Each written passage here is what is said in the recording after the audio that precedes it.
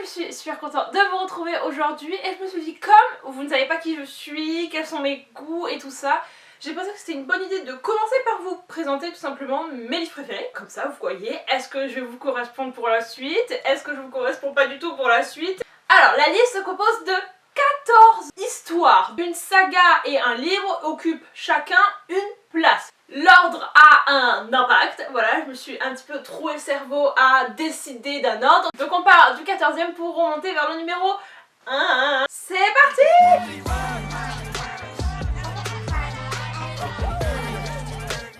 En numéro 14, Life and Death, donc à la vie, à la mort de Stephanie Meyer. J'ai été une fan inconditionnelle de Twilight, c'est la saga qui m'a introduit à la lecture, jusqu'au moment où Stephanie Meyer dit « Alors, je suis désolée, mais histoire de contrer la montée de haine envers Bella, je vais écrire ça et ça. Ça, j'achète !»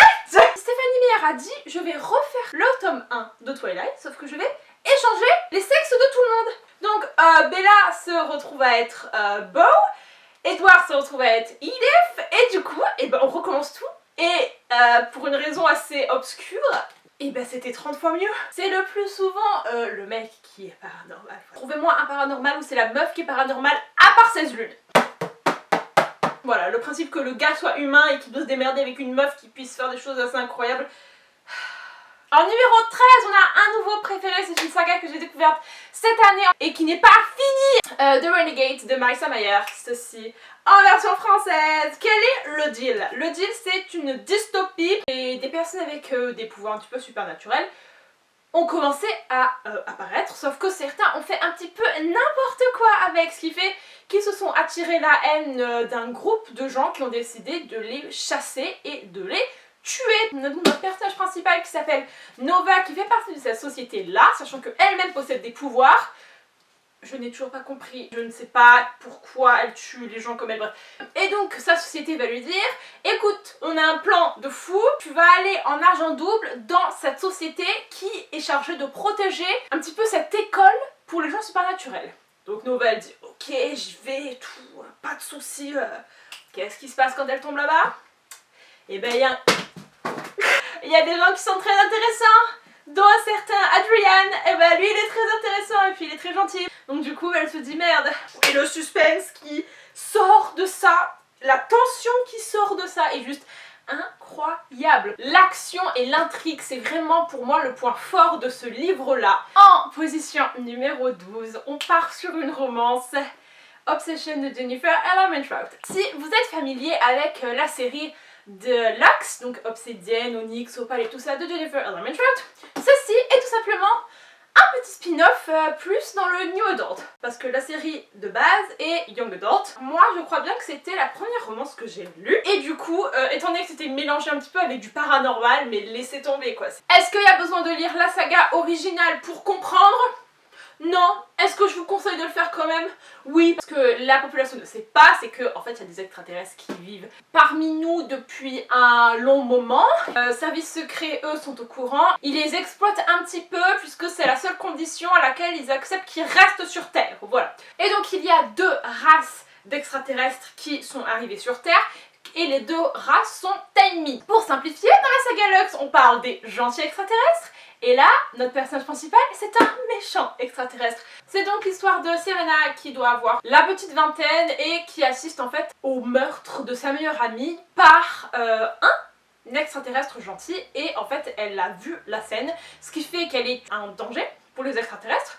Donc ils vont essayer de la poursuivre pour la tuer, sauf que le gouvernement apprend cet incident et il décide de la garder en vie. Comme ils exploitent donc les Zarum, qui est la race d'extraterrestres méchante, il leur dit alors tu vas la choper elle, on a besoin d'elle pour savoir ce qui s'est passé. On a notre Harum qui s'appelle Hunter qui dit est-ce que c'est sérieusement le boulot que tu me donnes? Il la sauve in extremis d'une attaque de Luxen et à partir de là, les choses deviennent très intéressantes parce qu'elle ne sait pas du tout que les extraterrestres existent et elle l'a appris d'une manière assez violente, c'est-à-dire devant elle extraterrestre. Moi ce que j'ai bien aimé c'est qu'il y a vraiment une vraie intrigue, c'est pas des fois dans la romance, ça peut un petit peu dépasser les bornes, on ne sait plus trop en fait si jamais il y a un but dans l'histoire à part voilà.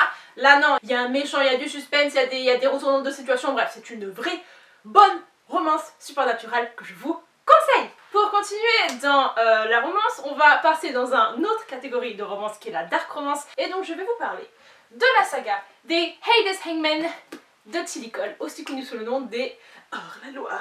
Alors là, on est sur quelque chose d'un petit peu plus trash. Tilly Cole, c'est la reine pour faire de la dark romance. Si jamais vous cherchez quelqu'un, sautez-lui dessus, clairement. Cette saga-là touche à des sujets assez sensibles en ce qui concerne la violence, les abus sexuels et tout ça. C'est un petit peu des thèmes récurrents dans la dark romance. Nous sommes aux États-Unis, et aux États-Unis, je sais pas si vous savez, mais en fait, il y a des groupes de bikers, donc des gens avec des motos, qui se considèrent un petit peu comme une grosse famille, une grosse société, qui contrôle des villes et qui en fait imposent un petit peu leur royaume quoi. Donc ils vivent leur meilleure vie, foutent le bordel, jusqu'au moment où en fait ils tombent sur une meuf qui paraît un petit peu traumatisée et en fait ils réalisent qu'elle s'est échappée d'une secte qui était un petit peu dans la région.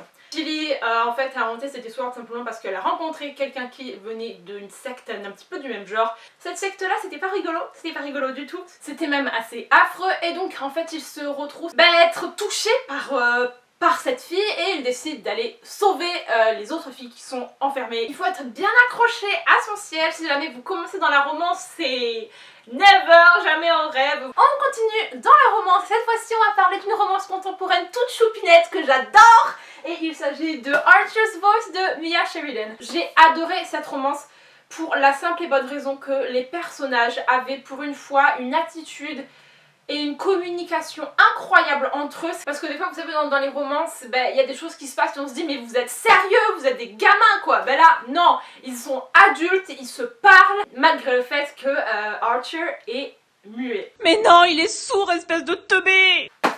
Alors excusez-moi, les rois de la communication, alors qu'il y en a un qui peut pas parler, moi je dis bravo, bravo, bravo. C'est l'histoire de Brie qui a 24 ans, un truc comme ça, qui arrive dans cette nouvelle ville. Elle essaye un petit peu d'échapper à un événement qu'elle a vécu dans son ancienne ville. Et en fait elle réalise que ça va pas du tout dans cette ville, ça va pas du tout. Qu'il y a un gars qui est muet, que tout le monde déteste, on sait pas pourquoi, et que du coup il est obligé d'habiter à l'autre bout de la ville parce que sinon il se fait insulter dès qu'il sort de chez lui. Et ce que j'ai adoré c'est que c'est le genre de meuf, en fait elle fait ce qu'elle a envie de faire, elle s'en contrefiche des préjugés que les gens peuvent avoir. Elle fait vous savez quoi, non, moi j'ai envie d'aller lui parler et moi j'ai envie d'aller voir ce qui se passe parce que clairement là vous m'avez l'air d'être hyper méchante, ok. Et donc elle va rencontrer ce fameux Archer et elle réalise qu'en fait ce gars, cet homme est un amour, c'est un amour. En deuxième position je vais vous parler de la saga du clan des Bennett, donc Wolfsong, Ravensong, Heartsong, Braversong qui vont sortir l'année prochaine. Ces livres là donc de TJ Klune. Qu'est-ce qui s'est passé? On est sur du paranormal, mais doux. Ces livres-là sont d'une douceur, vous n'imaginez même pas. C'est une romance paranormale homosexuelle. On est dans une petite ville où Ox vient d'emménager. Au départ, Ox a 15 ans et en fait, il est un petit peu paumé. C'est lui-même, il se décrit comme paumé. Il se rencontre ses voisins qui sont un peu étranges et en fait, il trouve un petit peu un sens à sa vie grâce à eux, pour à la fin réaliser qu'il y a un truc qui va vraiment pas. Et on va le suivre dans une histoire folle avec donc un des fils de cette famille-là. Et ensuite, on va aller voir d'autres personnages encore de cette famille. Passons à quelque chose qui me tient particulièrement à cœur, puisque c'est un livre que j'ai découvert il y a longtemps. C'est un de mes premiers contemporains que j'ai lu et que j'ai adoré, qui a un petit peu prouvé que oui, je n'étais pas obligée de lire que des paranormales pour avoir la magie de la lecture, que non, dans les contemporains vous pouvez trouver autant de sensations, si même plus. Je vais vous parler de Stolen de Lucy Christopher ou Lettre à Moira des Sœurs, version française. Waouh, waouh, waouh, waouh, waouh, waouh, waouh, waouh. C'est un livre controversé, c'est un livre qui parle d'un sujet un petit peu tabou, c'est un livre qui tourne quelque chose qu'on a l'habitude de voir en une autre, ce qui fait qu'il est vraiment perturbant. On n'est pas à l'aise quand on le lit et c'est ça qui est génial parce qu'il nous fait vraiment réfléchir. Le livre commence dans un aéroport où on a le personnage principal de Gemma qui a 16 ans et qui en fait suit ses parents partout parce que dans leur boulot ils sont obligés d'aller voyager un petit peu partout et en fait ils ne s'occupent pas vraiment d'elle. Et donc elle est dans cet aéroport et donc elle part un petit peu boire un café et tout ça et elle rencontre un gars qui lui est un peu plus âgé qu'elle. Elle commence juste à discuter et puis en fait elle finit par perdre connaissance et elle se réveille dans une baraque en plein milieu de l'Australie. En fait, elle s'est fait kidnapper. On nous parle d'endroits en Australie, on nous décrit des paysages en Australie et moi, clairement, ça m'a trop donné envie d'aller en Australie. Au début, on se dit putain, elle s'est fait kidnapper, ça va être atroce. Puis, en fait, on réalise que non. Tout ceci n'est pas ce qu'on croit être et qu'elle va finalement peut-être vivre la meilleure année de sa vie jusqu'à ce que la réalité un petit peu les rattrape. Passons maintenant sur quelque chose d'un petit peu plus joyeux, je vais vous parler de ma romance préférée de tous les temps. Bien évidemment, je vais vous parler de The Hating Game de Sally Thorne. Alors, nos ses meilleurs ennemis en français. J'ai tellement adoré que j'ai volé les 3/4 de ces scènes pour les mettre dans mes propres livres. Le personnage principal qui s'appelle Lucy, elle est dans la vingtaine et elle travaille donc dans cette maison d'édition là, sauf que ça marchait pas trop, ils étaient un petit peu en train de faire faillite, du coup cette maison d'édition s'est fait racheter par une autre maison d'édition et ils sont tous un petit peu deg puisqu'ils vont devoir travailler ensemble et elle se retrouve donc à travailler avec cet homme qui vient de l'autre maison d'édition et en fait ils se détestent. Leur bureau est l'un en face de l'autre et ils s'envoient des pics toute la journée. Mais nous bien évidemment on sait très bien ce qui se cache derrière ces petits pics. En termes de romance aussi c'était assez doux je dirais pour de la romance, donc si vous voulez commencer la romance c'est aussi un livre extraordinaire. Il y a des blagues, c'est drôle mais en même temps il y a des moments plus touchants, enfin... c'est juste parfait. Donc moi ce que j'aime beaucoup dans ce genre d'intrigue de hate to love, c'est essayer de capter le moment où il y a eu un déclic dans les personnages et ils se sont dit mais en fait je perds mon temps à le détester. En fait je crois que je l'apprécie bien ce gars. C'est de voir ce moment où tout change et là c'est tellement bien fait qu'on n'arrive même pas à voir quand est-ce que ça change. On arrive au 6e livre et là clairement on va arriver dans la crème de la crème, The Dark Elements de Jennifer Armentrout. Donc c'est malheureusement pas la saga qui est traduite, j'en ai déjà parlé tout à l'heure, c'est la saga Lux qui s'est fait traduire, mais celle-là n'est pas traduite, même si elle est incroyable. C'est une trilogie paranormale de la bombe atomique, donc tome 1, tome 2, tome 3.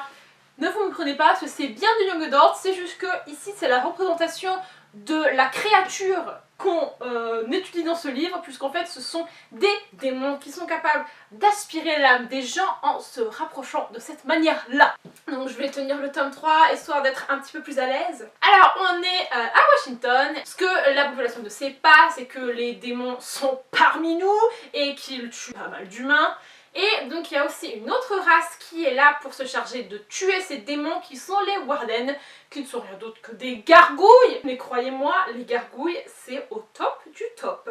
Et donc ces familles de gargouilles vivent en clan, sauf qu'il y a cette fille qui s'appelle Layla dans ce clan qui est moitié démon, moitié Warden. Et il va se passer quelque chose de très intéressant avec les démons. Voilà, je ne vous en dis pas plus, c'est un paranormal Young Adult extraordinaire. C'est une trilogie donc c'est génial, vous avez toutes les émotions condensées en 3 livres, l'intrigue est top du top, on a un triangle amoureux qui est très bien fait. Pour vous dire à quel point il est bien fait, c'est que Jenny a fait un sondage en finissant le 2e livre pour nous dire avec qui vous voulez que Layla finisse. Elle avait écrit les 2 premiers tomes de manière à ce que les 2 possibilités soient possibles. Numéro 5, c'est aussi un de mes contemporains favoris. Il s'agit de Aristote et Dante découvrent les secrets de l'univers de Benjamin Alire Sáenz. Waouh. Ce sont les contemporains qui sont un petit peu plus dans le côté spirituel. Où Benjamin il l'écrit d'une manière absolument incroyable, c'est poétique, c'est doux. C'est beau et j'ai tellement pleuré à plusieurs reprises dans ce livre. Donc on suit 2 adolescents, Aristote et Dante. Quand ils se rencontrent, ils rigolent du fait que leurs parents les ont tous les deux appelés comme des philosophes et que c'est drôle puisqu'ils ne se sentent pas du tout comme des philosophes et c'est ça un petit peu qui les fait se rapprocher et puis incroyable. Donc c'est une romance homosexuelle, même si c'est pas vraiment une romance, c'est plus une histoire d'âme sœur quoi, qu'est-ce que vous voulez que je vous dise. Le numéro 4 c'est mon premier livre préféré, mon premier réel livre préféré où je l'ai lu et j'ai dit ça va être mon livre préféré. Avec quoi j'avais 15-16 ans, c'est ce livre là qui m'a donné envie d'écrire puisque ma première histoire est largement inspirée par ce livre.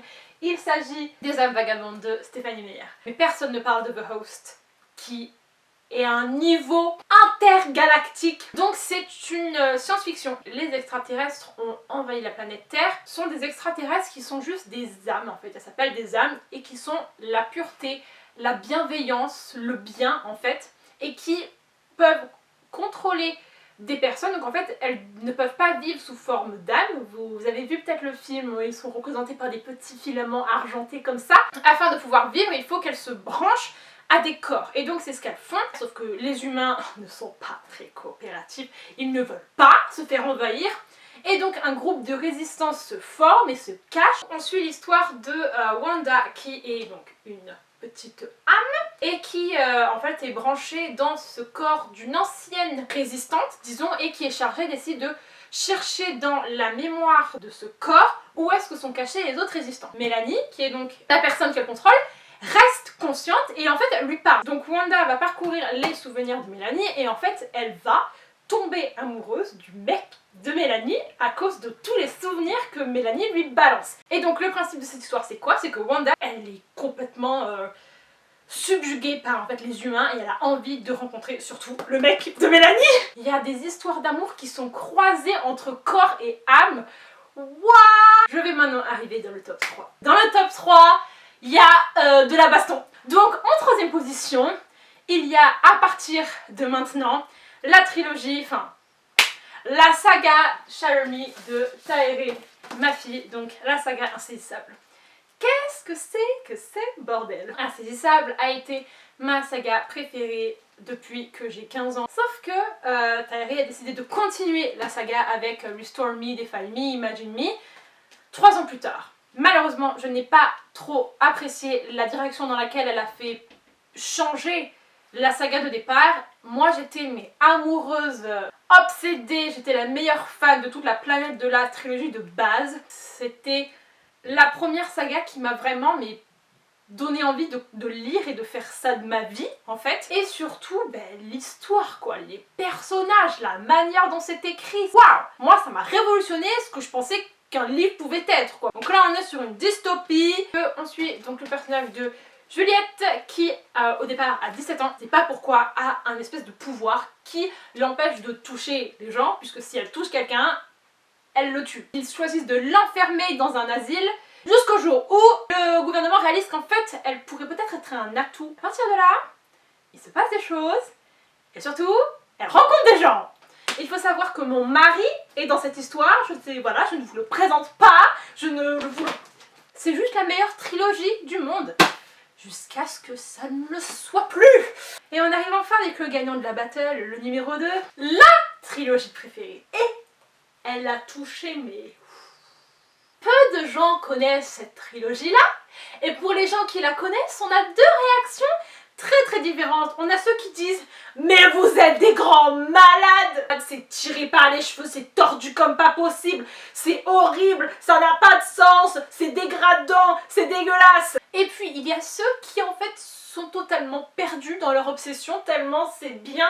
Des personnes comme moi qui en fait se sont laissées aspirer par l'histoire et qui n'arrivent plus à en sortir. Si je dois vous parler de la perfection, je vous parle de cette trilogie là tellement c'est la perfection selon moi en termes de personnages, mais je ne sais pas ce qu'il vous faut de plus. En termes de dialogue, c'est la première fois où je réalise que les dialogues sont incroyables. L'intrigue est folle, le monde est fou. Je voulais vous parler d'une fantaisie qui